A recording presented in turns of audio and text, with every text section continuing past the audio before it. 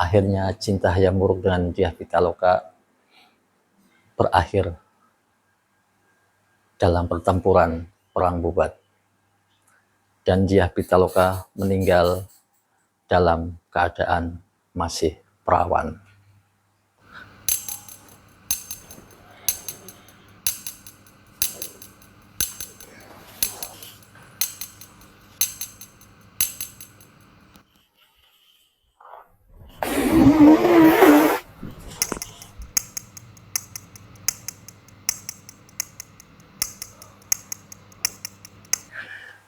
Yang satu ini siapa tak kenal, sosok raja yang paling termasyhur di Majapahit, raja yang keempat.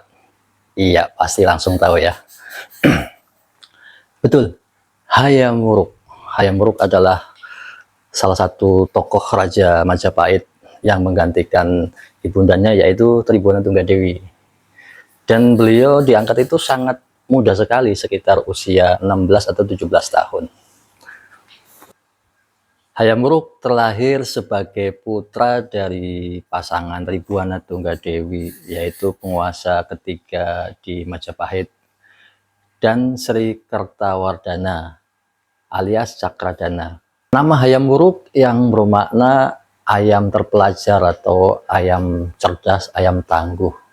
Ia adalah putra pasangan Tribhuwana Tunggadewi, penguasa ketiga kerajaan Majapahit, putri dari Wijaya pendiri Majapahit, dengan Sri Kertawardhana alias Cakradara.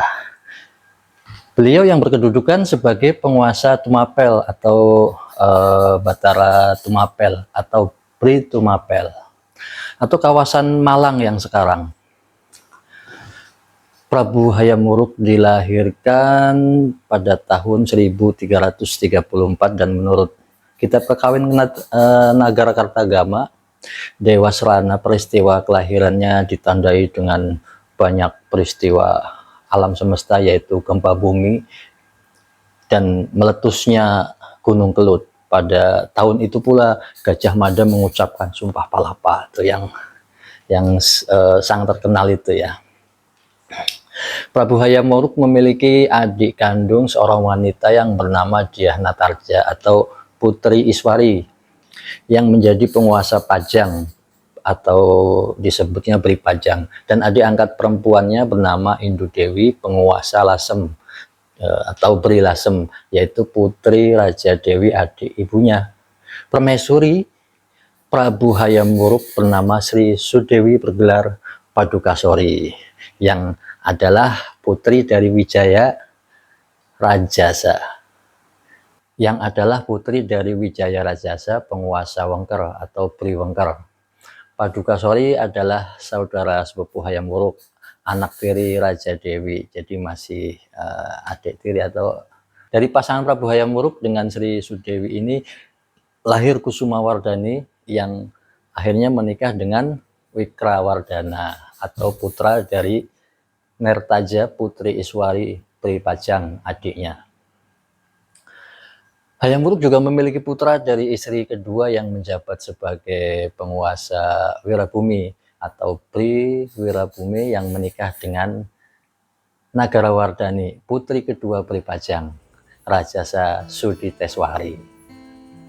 Prabu Hayam Wuruk dalam pemerintahannya diceritakan dalam beberapa kitab Desa Warna atau kitab Nagarakartagama, suatu kitab yang didedikasikan untuk menghormatinya. Pada tahun 1350 Prabu Hayam Wuruk naik tahta dalam usia yang sangat relatif muda, sekitar 16 tahun.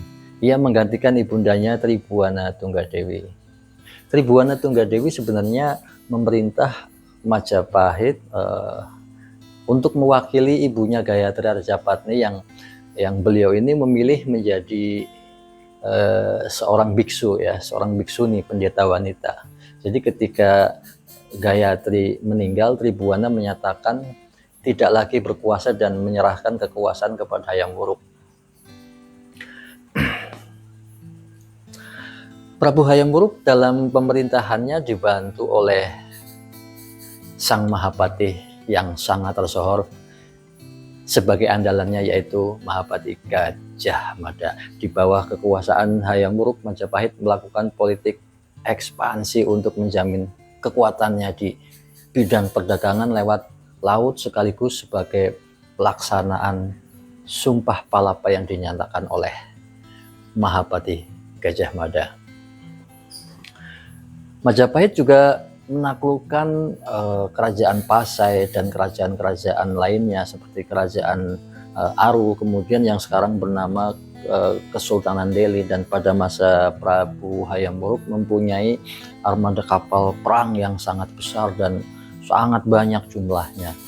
Jumlah armadanya itu hingga ratusan dan dipimpin oleh Empu Nala saat itu, dan pangkalan armada angkatan lautnya ditempatkan di beberapa tempat seperti di Tumasik atau Singapura, di perairan selatan Malaka, di daerah Pasai, perairan Tuban, perairan Kalimantan, perairan Laut Cina Selatan, dan perairan Maluku. Pada tahun 1364 Mahapati Gajah Mada meninggal dan posisi Mahapati langsung dipegang oleh Prabu Hayam Wuruk dan dibantu menteri seniornya bernama Empu Nala. Nah, itu pasca wafatnya Mahapati Gajah Mada akhirnya digantikan oleh Empu Nala. Hayam Wuruk beberapa tahun kemudian mengangkat Mahapati baru yang bernama Gajah Enggon. Pada tahun 1372, Ratu Tribuana Tunggadewi, ibunya, meninggal. Ini adalah pukulan berat bagi Hayam Wuruk karena beliau amat sangat menyayangi ibundanya, dan Prabu Hayam Wuruk mendirikan candi khusus untuk persembahan ibunya. Pada tahun 1377, Prabu Hayam Wuruk kembali menaklukkan Suvarna Bumi atau Dharmasraya sekarang, yang terletak di Sumatera. Karena pelanggaran yang dilakukan penguasanya saat itu yang ingin bergabung dengan Kekaisaran Mongolia. Beliau merebut Suvarna Bumi atau Suwarna Bumi karena ingin menjadi sekutu Kekaisaran Mongol, dan ini tidak dapat ditolerir. Prabu Hayam Wuruk langsung mengirim pasukan besar yang dipimpin oleh Empu Nala untuk menghadapinya.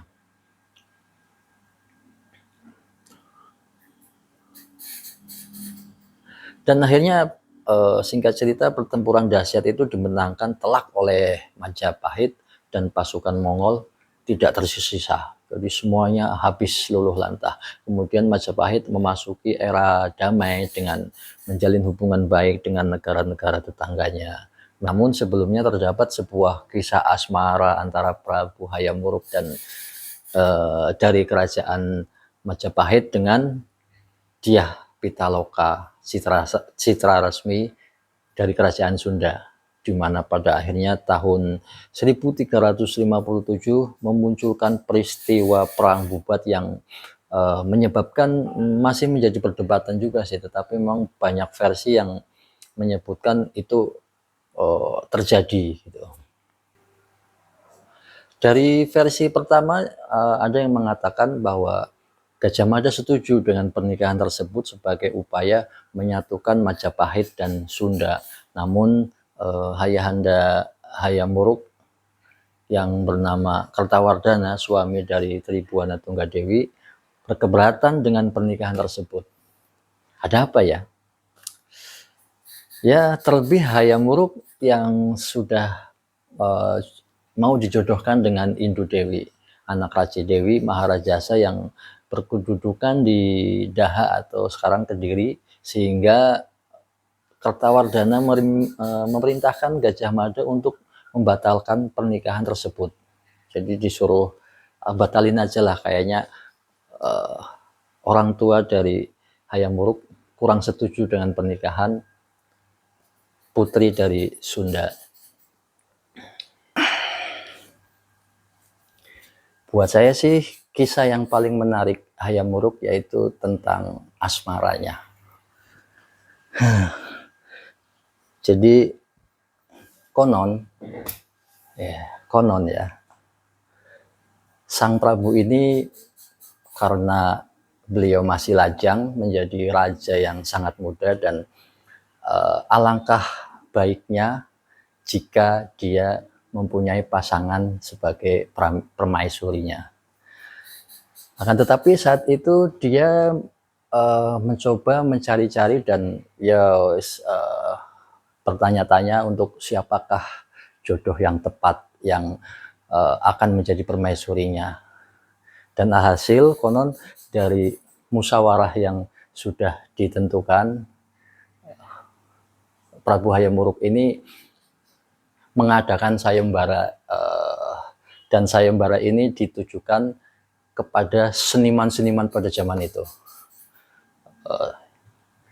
Seniman-seniman yang bisa melukiskan, menggambarkan para putri-putri bangsawan, putri-putri dari kerajaan seluruh Nusantara, untuk nanti bisa dipersembahkan atau diperlihatkan hasil dari observasinya, dari dia sang seniman melukis sosok-sosok putri yang ada di Nusantara saat itu.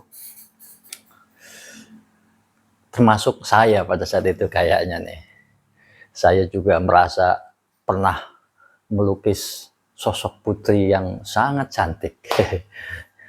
Dan konon pada saat itu terpilihlah satu gambar yang diperoleh oleh sang juru lukis yang bernama Sungging Prabangkara. Sungging Prabangkara ini melukiskan sosok ratu yang sangat cantik pada saat itu, dan dia melukiskan sosok putri dari kerajaan Sunda, yaitu Dyah Pitaloka. Jadi Sungging Prabangkara ini melukiskannya sepertinya dengan penuh penghayatan dan seolah-olah dia juga ingin memiliki putri tersebut, akan tetapi dia merasa jauh untuk berhayal ke sana gitu. Jadi lukisannya atau gambarnya yang dia dapat begitu diserahkan ke kerajaan Majapahit, dan akhirnya terpilih yaitu sketsanya Sungging Prabangkara. Sungging Prabangkara itu bisa bermakna sungging itu juru gambar ya, atau arsitek mungkin saat itu, atau mungkin ya seniman lah, seniman. Ya kayak saya jadi Sungging Dwi Loka, pelukis dua alam gitu ya.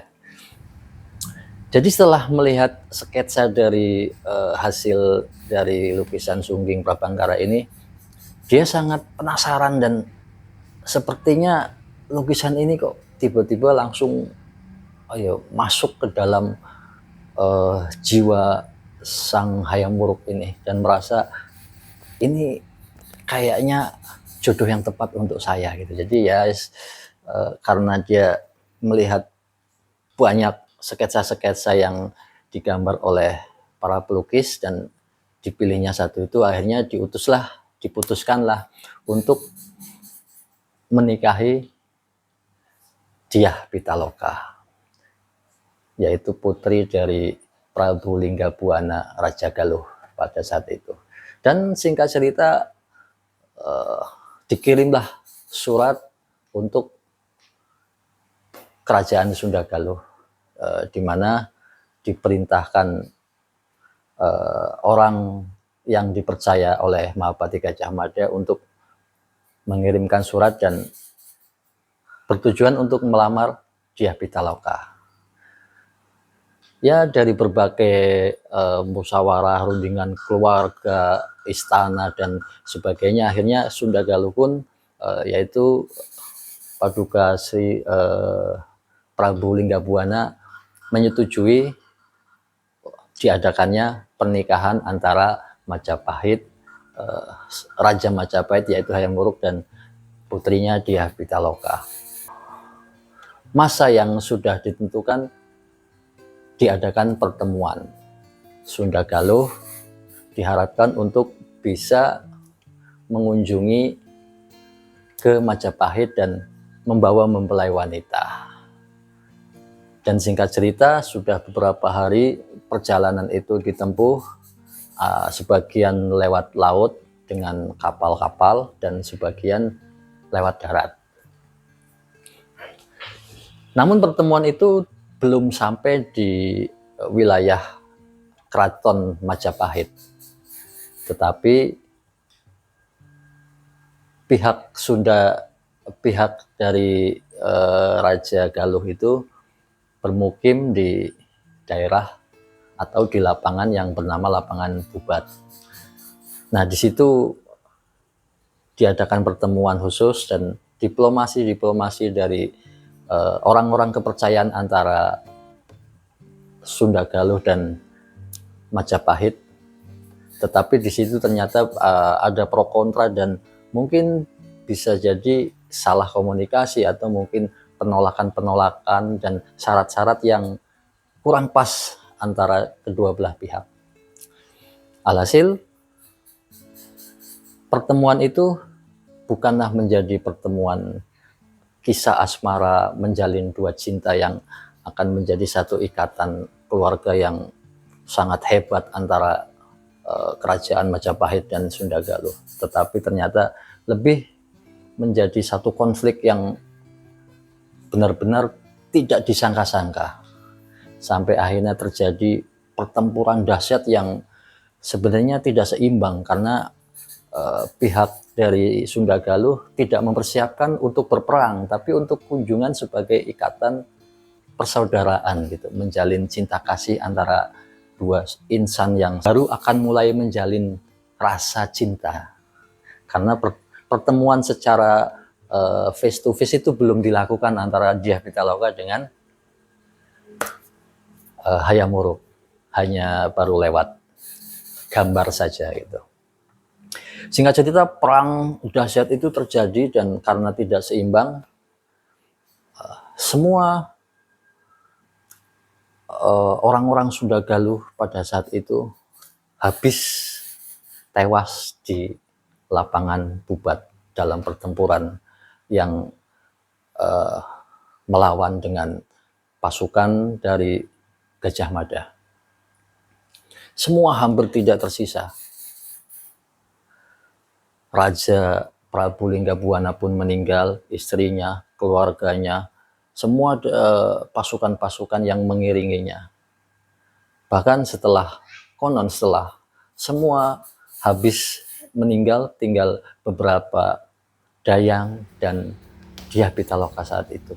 Dan Dyah Pitaloka menangis sejadi-jadinya melihat peristiwa itu, melihat ayahandanya dan ibundanya tewas dalam pertempuran itu. Wah, aku merinding jadinya ya.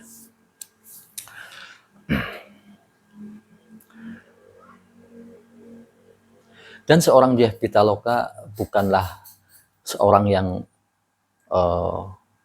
pengecut, tetapi meskipun dia masih muda mempunyai jiwa kesatria yang sangat tinggi, punya kesetiaan terhadap keluarganya dan kerajaannya. Akhirnya Dyah Pitaloka memilih untuk bela pati atau bunuh diri yang dilakukan dengan cara yang mungkin sudah diajarkan oleh para leluhurnya.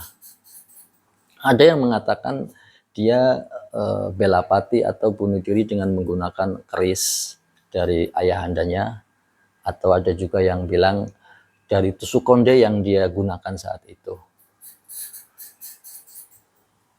Kalau menurut saya dia meninggalnya karena dia sudah diajarkan oleh leluhur apa itu kehidupan yang ada di alam nyata dan alam berikutnya, dan cara melepaskan diri dari raganya. Akhirnya dia pun bisa meninggalkan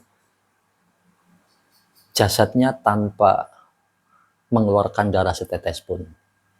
Entah bagaimana caranya, seperti dia moksa begitu saja gitu, melepas dirinya, melepas rohaninya dari jasadnya. Begitupun dengan dayang-dayangnya yang menyayangi dia, dan semua dayang-dayang pun mengikuti bela pati yang sama.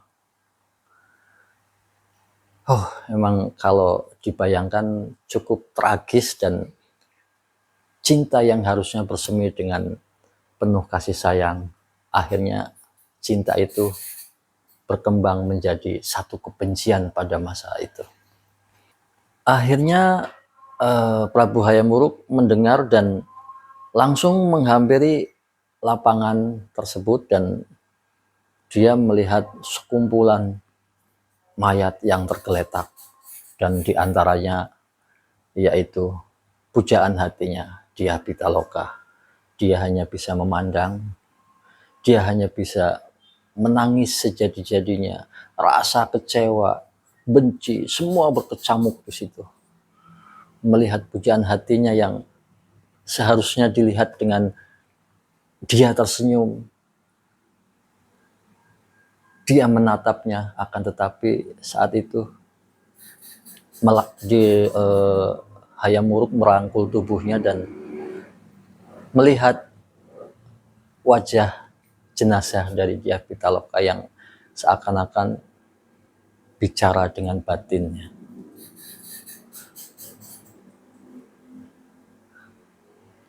Akhirnya cinta Hayam Wuruk dengan Dyah Pitaloka berakhir dalam pertempuran Perang Bubat, dan Dyah Pitaloka meninggal dalam keadaan masih perawan.